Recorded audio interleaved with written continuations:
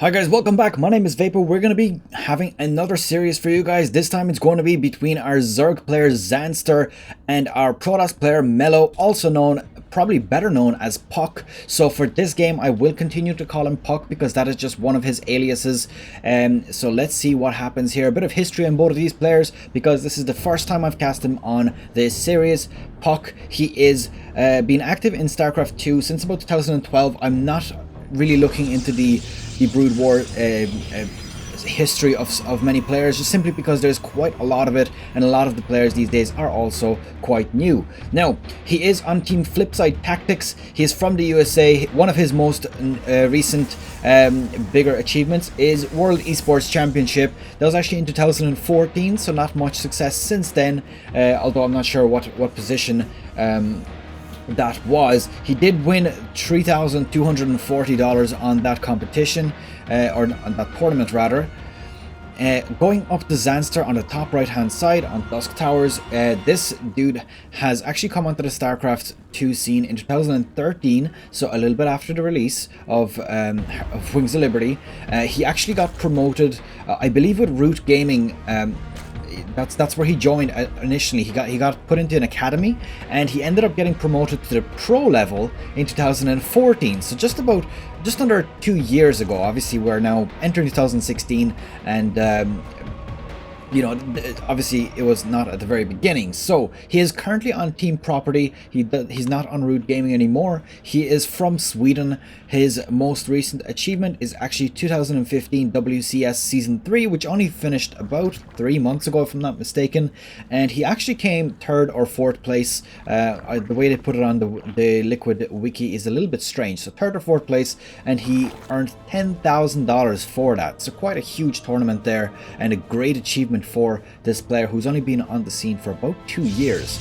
A great thing to see. Okay, so PuCk on the bottom right or bottom left hand side, opening with a a very early Nexus, and then blocking off here, of course, very standard. Gonna have a little gap here and be able to block that off with a single Zealot or with an Adept.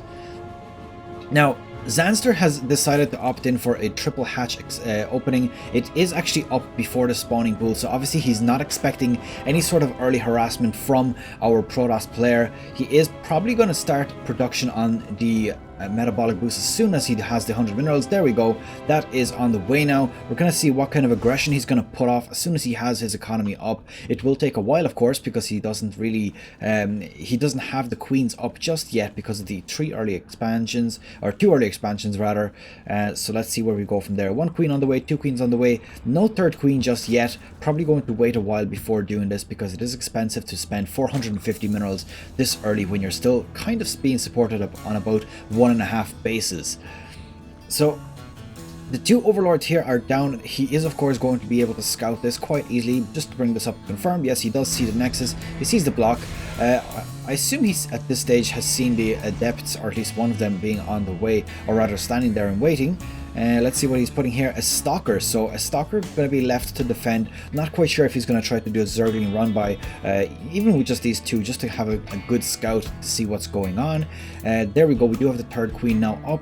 The 2nd base should almost be saturated. Only 12 at the moment. Not quite there. And getting a lair at 3.5 minutes. Excuse me.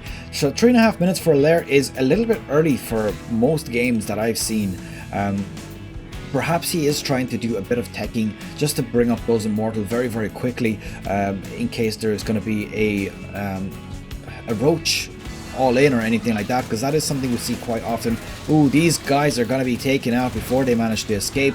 There we go. All the Zerglings now going to be streaming down to the bottom left side. This Nexus, I wonder, is PuCk going to actually opt for cancelling that, because it will be quite difficult to sustain that. I mean, there is a lot of Zerglings, but on the other hand, he can overcharge this pylon and try to defend that. It will, though, be very difficult to keep that alive.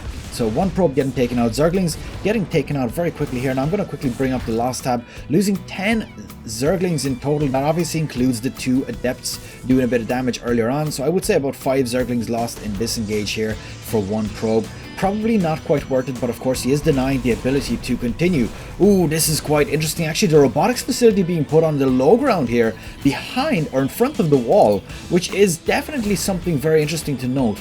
perhaps PuCk is actually going to try to bait him into trying to take this out. There's not a huge space for surrounding it. About a half of the actual of the robotics facility surroundable, and at the same time, if he does that, if you look at the pylon placement here, very, very clever. One pylon here, one here, one here. If he goes so much as putting a force field here with one of his sentries, then at that point he could easily take out all of those Zerglings that are in place. So here we go, another run into the mineral line. One probe dead, and now the Zergling's getting taken out. Not sure if that's quite worth it yet. He did end up losing another one there. So yeah, one probe for 3 Zerglings. I suppose it's kind of okay. I mean, it does lose a mining time and production of probes time. Also losing an overlord there, a supply block, but not quite for long. This probe standing here just probably for a bit of scouting. Obviously the Protoss player doesn't actually have overlords just like the Zerg do. See, they just pop them all over the map. That way they can actually see anything that's coming on the way. Let's have a quick look to see what Zanster has actually seen so far. Okay, so he's not aware of the Twilight Council, but that should be a pretty obvious thing that's going to be built. These gateways, I'm going to quickly see, did he see those? He didn't actually see those, but I'm sure that he is sort of expecting those. Now, this is going to be interesting. Is this Phoenix going to be... I assume based on the damage that is being dealt to this Phoenix, he knows that it's an illusion. Yep, I would say so. So obviously he's not going to start overcompensating for the fact that he doesn't have any anti-air at the moment. Although if you look at it on the production tab, we do have Hydralisks on the way. And of course a Lurker down as well. So this is going to be interesting to see how he is going to progress with that. Is he going to just do an all-in push against that third base? It is already fully saturated, and also the natural expansion also being fully saturated. So it is pretty much, you know, a risk at this stage to try to take this on. Ooh, second robotics actually coming up. I wonder, is he going to start producing Colossus out of that, just to try to avoid these Zerglings and of course Hydras. So obviously, well, actually, you know what, not even just Colossus, but the Disruptors could also do a huge part. Oh, that is a lot of Lurkers. We're gonna see what he's gonna do with these. There's a total of 8 of them. The Protoss army also coming in here, quite a large army. This is going to be very, very difficult to deal with, but he is going to have a few extra seconds of preparation time just because he has such good creep spread at the moment. Not a huge amount of creep spread, but definitely going to help. Now these Lurkers running right in there. He is going to burrow them, see what he can do now. There's going to be a lot of damage coming out of these units in the front line. Also being able to take them out. There was quite a lot of units lost there. I'm going to bring that up there. 7 adepts in total. There was 2 that were lost in the start, so probably about 5 adepts taken out, just at a loss of a few Zerglings, which, you know, Zerg is never really short on Zerglings. There's always loads and loads of them. Let's see at that. Let's zoom out just a little bit to have a bit better vision here. 1 Stalker getting taken out. The cool thing, I think, against fighting Lurkers is if you have fast units, they can actually dodge the attacks from the Lurkers, which I think is pretty cool. There we go, more Stalkers being warped in now. He is going to stand on top of this, potentially going to try to snipe a few drones.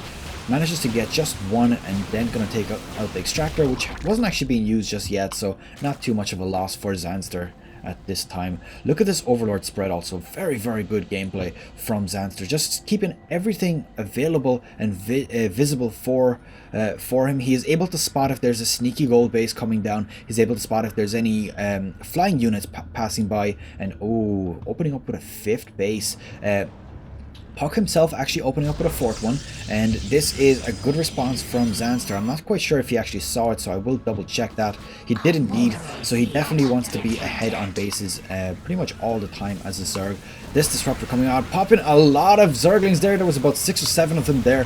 Absolute beautiful play. Very good job, PuCk, on that disruption. Now, this Disruptor just standing in the back, not quite sure why it's not helping at all. Could be quite a lot of help here. Ooh, these Lurkers are all grouped up here, and 1 big disruption could do a lot of damage. Whoa, 2 of them dropping down, and the rest getting quite low, taking a lot of damage now. That Purification Nova just slightly missing on those, but he did end up losing a few of those Lurkers there. So this is going to be a very, very good place for PuCk to be. He has 2 Disruptors, 1 or 2 Purification Novas, 1 from each, that is, will be enough to kill a Lurker. These Lurkers are quite tanky, so they don't actually get taken out by 1 Purification Nova. As you can see, 2 armor here, so they do just about survive the actual hit. Actually, sorry, no, they don't have shields, so it only does about 145 if I'm not mistaken. Just to confirm that, let's do that. 145 damage, and it's 55 to shields in addition. So it does take the 2 full hits. Ooh, this disruptor gets surrounded. It does get picked up by the War Prism. Very, very good gameplay from PuCk. Again, predicting that this could potentially happen. More lurkers being morphed in right now. Let's see where we're going to go with this. This base, only starting up, is going to get spotted right now.